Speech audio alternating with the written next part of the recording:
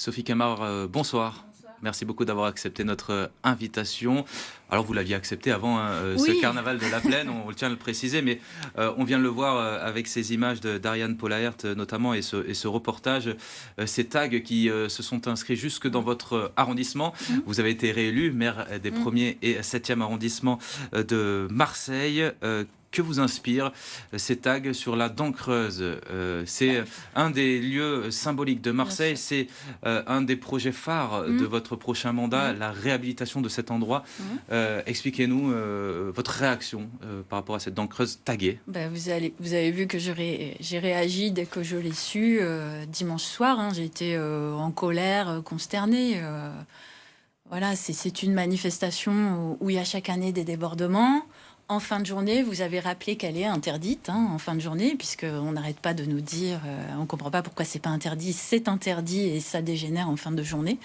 Et puis, bah, nous, notre rôle, c'est de prévenir, de sanctionner et puis de dire, voilà, vous allez trop loin. Là, vous vous êtes attaqué à un lieu de mémoire et ça fait remonter toute l'émotion des habitants, des élus comme nous qui nous sommes mobilisés pour voilà, réhabiliter cet endroit. Donc, d'où la plainte, d'où voilà, les réactions qu'on a eues, nous aussi. Alors notre reporter Ariane Polaert qui s'est rendue sur place a déchiffré quelques inscriptions. Noailles libre et indépendant ou encore squat partout. Ces messages-là, comment vous les interprétez? Bah, c'est pas ma façon de penser, donc je me demande s'ils sont conscients que ça les rend pas du tout populaires dans le quartier. Parce que je voudrais dire quand même que il y a beaucoup d'habitants qui sont choqués. C'est à eux qu'il faut poser la question parce que je vois pas le rapport entre Oui. Donald Trump et la rue d'Aubagne. Donc moi, c'est pas ma façon de penser, donc je suis pas la meilleure placée pour comprendre la signification de ces agissements. Benoît Payan qui a également été visé sur une boutique de retouches juste en face, hein, Oui. avec ses inscriptions. Payan reste bien tranquille, je te le dis.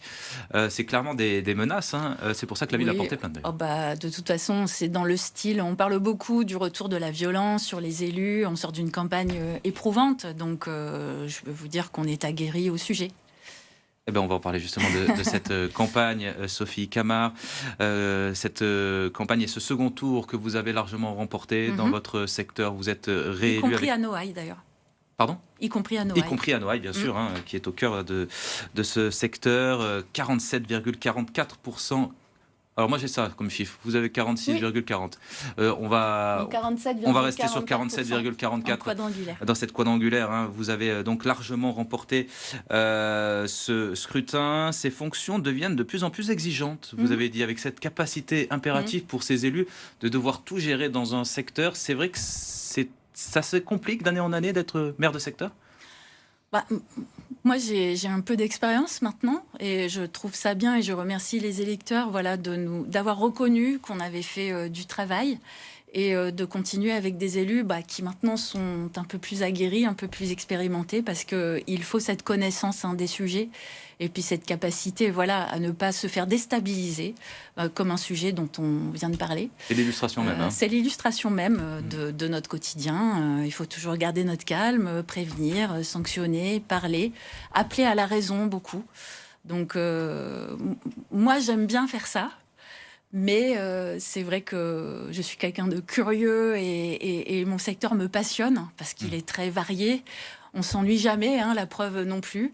Mais c'est vrai que je conçois quand même que... Et puis, il faut avoir conscience que c'est la fonction politique, vraiment, elle est ardue aujourd'hui. C'est Voilà. du 7 jours sur 7, 24 heures sur 24. Et pour les 7 prochaines années, là, hein, Oh bah oui. vous avez quand même encore l'énergie nécessaire Oui, pour parce ce prochain que mandat. en plus, quand vous commencez certains sujets dont on va parler, alors notamment Noailles, Oui. qui arrive, on va voir le résultat des chantiers qui ont démarré sur la fin du mandat. Mais moi, je tenais vraiment aussi à voir ces travaux aller jusqu'au bout. C'est vraiment très gratifiant. Et puis, élu de proximité comme maire de secteur, moi, ce que j'apprécie, c'est qu'on a les résultats tout de suite. Les gens sont contents, ils vous le disent. Ils sont pas Ouais. contents, ils vous le disent aussi. Et on a la chance vraiment d'être en prise directe sur le terrain. Moi, par exemple, ça fait longtemps que j'avais vu partir l'électorat de droite vers l'extrême droite. Quand vous parlez tout le temps avec les gens, vous sentez les choses. C'est très intéressant. Et puis, j'ai l'impression qu'en fait, nous, on est beaucoup des points de repère pour les gens, qui soient d'accord ou pas d'accord avec nous. Quand ils nous rencontrent, quand on est là, quand on se déplace, voilà, on fait ce travail quand même, j'espère, d'apaisement ou en tout cas de dialogue le plus possible. Vous rencontrez toujours des gens agressifs, mais c'est notre fonction un petit peu de médiateur. En tout cas, vous avez relégué le Front National, le Rassemblement National, Oui. pardon, loin derrière dans ce secteur. Vos priorités, c'est la suite évidemment des chantiers engagés. Vous parliez de la dent creuse et de ce lieu ressource qui est en train de naître. Expliquez-nous un peu où on en est. Oui. Les délais seront-ils tenus? Qu'est-ce que les Marseillais vont pouvoir découvrir, pour ceux qui ne le savent pas, prochainement? Oui. Alors, effectivement, allez, on va dire au mois de mai, on va prévoir une inauguration de ce lieu. Heureusement que c'est pas demain avec les familles des victimes, parce que vous imaginez la situation. Je ne vais pas fermer la parenthèse, mais une inauguration de ce lieu avec les familles des victimes. Et on annoncera aussi le démarrage des chantiers de réhabilitation sur les immeubles du haut de la rue d'Aubagne, sur lesquels il va y avoir des logements sociaux. Donc j'ai régulièrement rappelé tout ça, mais là, ça y est. Non seulement on va inaugurer des équipements publics et on va lancer les chantiers de réhabilitation des immeubles. Et il y a aussi un autre endroit à Noailles, au numéro 44, où on va avoir plusieurs étages dédiés à la vie associative aussi. Donc pour la première fois, la mairie de secteur, elle aura des équipements associatifs dans Noailles. Donc ça fait partie des chantiers en cours. Et puis il va y avoir les chantiers de voirie qui vont continuer, les chantiers sur les immeubles. Donc c'est un quartier où il y a beaucoup de travaux de rénovation en cours. Autre sujet qui va démarrer aussi d'ici le mois de juin, la fameuse place de la Providence, où on a enlevé un vieux parking où il y avait du racket dessus et puis pas une très bonne ambiance. Ça se transforme en place. Là, c'est une place provisoire. Il faut qu'on plante une 50aine d'arbres et donc elle va enfin passer en chantier définitif. Donc c'est tout un symbole aussi à Belzins. Donc ça fait partie des gros sujets sur les quartiers populaires du premier. Vous savez que ça me tient à cœur. Tous ces chantiers seront livrés d'ici la fin du mandat. Donc, dans les prochaines années même. Ce sera combien de nouveaux logements sociaux rue d'Aubagne?